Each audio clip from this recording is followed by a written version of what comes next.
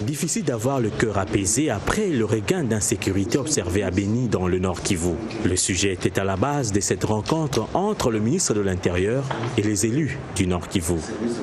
Changement des sites et des interlocuteurs. Cette fois-là, c'est à l'honneur des députés nationaux de Kinshasa que Richard Mouyej a organisé ses déjeuners de travail. Il y a un débat d'actualité sur c'est que certains rapports ont présenté comme des allégations liées au dérapage de l'opération Likofi. Il était important, après avoir répondu officiellement à travers un point de presse, et après avoir adressé à cette organisation des droits de l'homme notre contre-rapport, il était important que nous puissions informer les parlementaires de cette démarche. Voilà pourquoi nous nous sommes intéressés aux élus de Kinshasa, mais aussi à la commission Relations extérieures, étant donné que cette ONG a fait allusion des services de renseignement d'un gouvernement étranger, mais il était aussi important que PAJ, la commission PAJ, Sénat et Assemblée nationale soient associés parce qu'il s'agit des droits humains. Bien informés sur les déroulements de l'opération Likofi et cette campagne des ONG internationales contre cette opération, les élus de Kinshasa promettent d'apporter leur pierre. Quant au rapport des ONG, je pense qu'il y a à boire et à manger. C'est à nous les Congolais de faire beaucoup plus attention, parce que souvent les ONG commencent comme ça avec des rapports qui ne sont pas du tout fouillés. Nous l'avons connu en 1990 avec le massacre de Lubumbashi, mais par la suite nous nous étions rendus compte que c'était un montage. Nous soutenons les ministres de l'Intérieur dans le projet Likofi 3. Nous encourageons les commandants de la ville pour sa perspicacité à réaliser le projet Likofi 3 afin de mettre fin au Kuluna qui est encore en train de renaître. L'opération Likofi 3 aura bel et bien lieu, mais les élus souhaitent leur implication en amont pour éviter tout chantage ou dérapage qui pourrait s'inviter. Et dans cette polémique entre Human Rights Watch et la police nationale congolaise suite au rapport publié par l'ONG sur l'opération Likofi, le général Célestin Kanyama a répondu en ces termes: « On n'a pas besoin de nous lancer dans une distraction. L'essentiel, c'est de sécuriser la population. C'est tout simplement concis et martial. »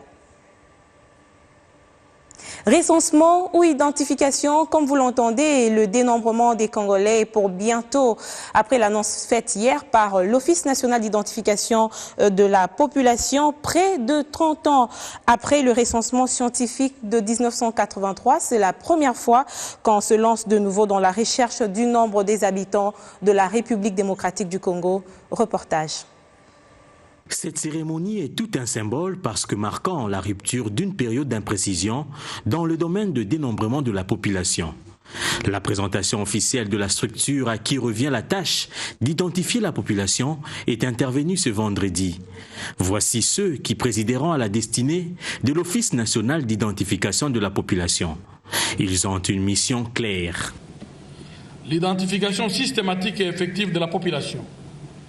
La constitution et l'entretien du fichier général de la population, la délivrance de la carte d'identité nationale et d'autres imprimés produits à partir de la base de données du fichier général de la population, la réalisation par lui-même ou par un tierce des études sur l'évolution des méthodologies, de la constitution et de l'entretien du fichier général de la population d'une part, et de la production des imprimés produits à partir de la base de données du fichier constitué d'autre part.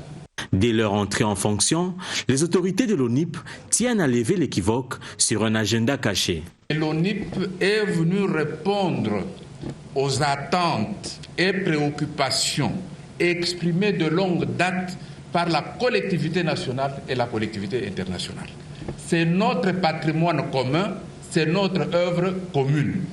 Si l'ONIP est considéré comme ayant un agenda caché, c'est que cet agenda, c'est nous-mêmes qui l'avons caché et que nous sommes tendus des pièges. Il ne faut pas que nous tombions dans ce piège-là. À la veille des élections, il faudra compter sur la célérité et l'efficacité de cet établissement public à caractère administratif et technique.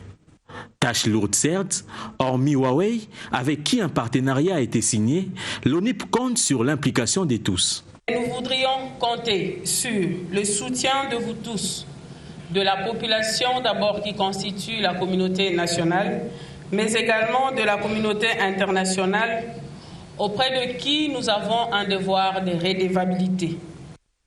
Les avantages de la création de l'ONIP, estime son responsable, sont transversales. Sécuritaires, financiers, politiques et sociaux.